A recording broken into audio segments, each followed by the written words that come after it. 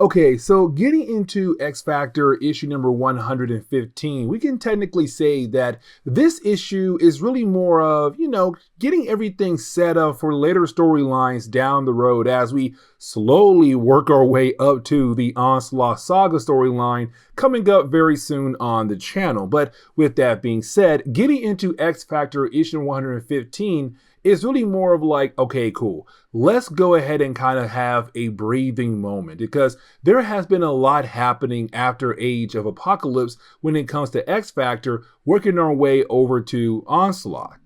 But as we get into the opening pages of the storyline, we're kind of given a reminder, a refresher on the origin of Cyclops and Havoc. And here's the reason why, because around this time in Marvel Comics for Havoc, he was having a hard time controlling his ability. And so because of that, he now has to wear a special suit that kind of allows him to control his ability. But for Havoc, it's him kind of having this flashback where he felt so protected. He felt so loved. And that was when he had his entire family. He had Scott. He had his father. He had his mother. Now, I kind of like this a lot because in this retelling, is Havoc telling us that back then, he had always looked up to his brother. He always wanted to be like Scott Summers. Now, in this refresher, we're also seeing that it was the point where you had the entire family flying over Alaska. As we all know, while they were flying over Alaska, they got attacked by the Shi'ar Empire, one of their aircrafts. Now, at the very last second, you had Scott and Alex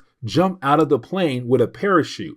And of course, that led into their full origin, the whole idea of Cyclops and Havoc. While you had their parents, get captured by the Shi'ar Empire. It was Havoc saying that even back then, he still felt so protected by his brother, even though they were falling down what seemed to be their death back then. And that refresher was kind of cool because it led us into the present day where you have Havoc right now in his cabin just, wanting to be alone because it's hard to process the idea that you are no longer able to control your abilities like you used to do in the past. But then out of nowhere, you have Alex be confronted by his brother. And for Scott Summers, it's more of like, hey, listen, I heard what's going on with you. And I want to be that big brother for you. I want to be there for you. And it's Havoc kind of like, oh, Scott, you're here.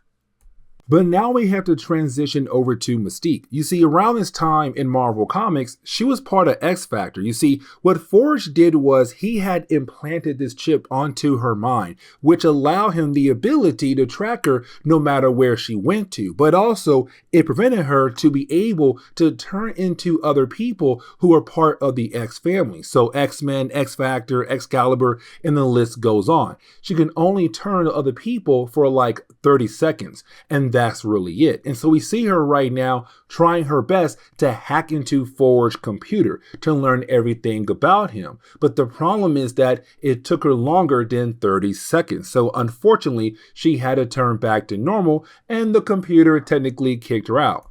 But right after she had failed pretending to be Forge, she's then confronted by Wildchild. Now for Wildchild, he had also just recently joined X Factor. And so for him, he does not trust Mystique at all. Technically, no one does. But for Wildchild, he knows a lot about Mystique to the point where she said, hey, listen, I know that you want to tell Forge what you just saw. But let's not forget, I know a lot about some of your dark secrets.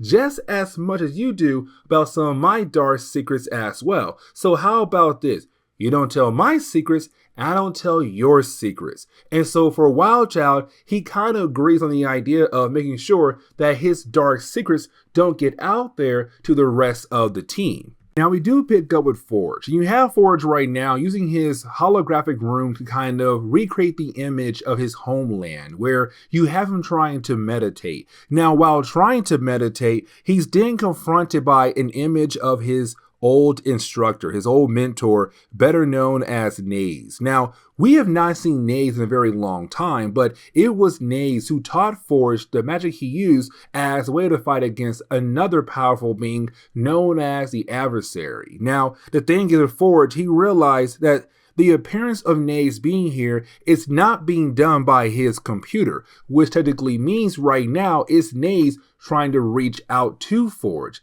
But to Forge, Naze died. So how in the world is this possible? Right after you have Naze appear, he tells Forge, it's time, Forge. It's time for you to answer the call of your destiny. And then he disappears. Now, you do have Mystique appear, and she also saw the same thing as well. So we're kind of left to wonder, is this another trick being done by Mystique, or the possibility that it was actually Naze calling out to Forge?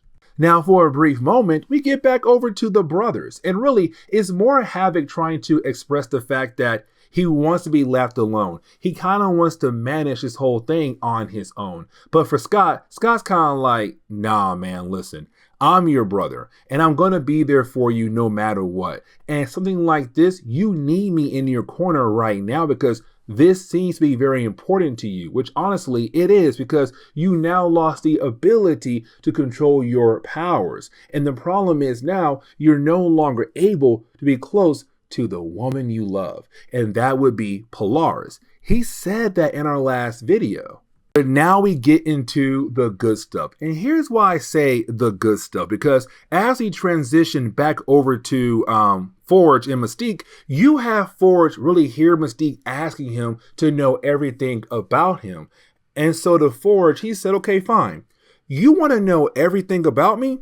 Here is a quick breakdown of my entire life. Just like that, he gives her all these different images of everything he went through his entire life, all at once. And she's kind of like, oh my God, you fought in a war, you lost people. But then at the very last second, an image of Destiny appears. And let's not forget, before Destiny had died, she had talked to Forge before she was killed off by Legion, who was technically being controlled by the Shadow King. But for Destiny, she told Forge, she's going to need you. You need to love her. You need to be there for her. It was her telling Forge to be there for Mystique. Now, for Mystique, she can't believe what she's seeing right now, what she's hearing right now. But the thing is, it's Forge saying my whole entire computer system for this room right now was basically built off what I remembered. And so what you're seeing right now is what she told me a long time ago back on Mirror Island. And so now for Mystique and Forge, it's kind of like, what did Destiny mean by him loving on her? Now, the last few pages of this storyline does kind of jump back and forth between the two brothers in Mystique and Forge. So for the brothers, it's really more of them being able to bond with one another. So for example, you have Havoc tell Scott, like, you're somebody who's always in control. But for Scott's kind of like, he hates the idea of always being in control. That sometimes he wishes to be able to just cut loose. And then out of nowhere, you do have our two boys get into a bar fight with a bunch of people at the bar they were currently at.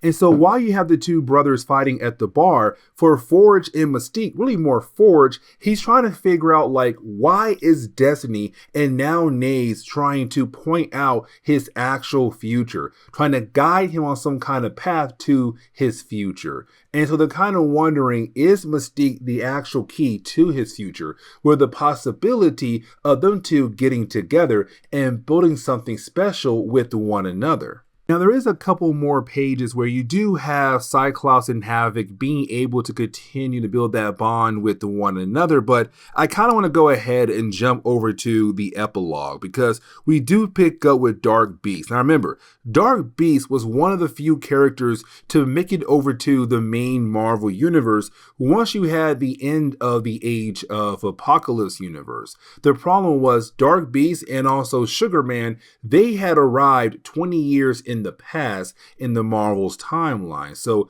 they kind of been hiding behind the scenes. But apparently for Dark Beast and also Sugar Man, they both want Alex Summers for who knows what reason. And so we do see Dark Beast trying to use somebody else to go after Havoc. And that would be Random. And this is where we're going to end today's comic book video. So please leave me a like down below and subscribe. But guys, see y'all next time. Later.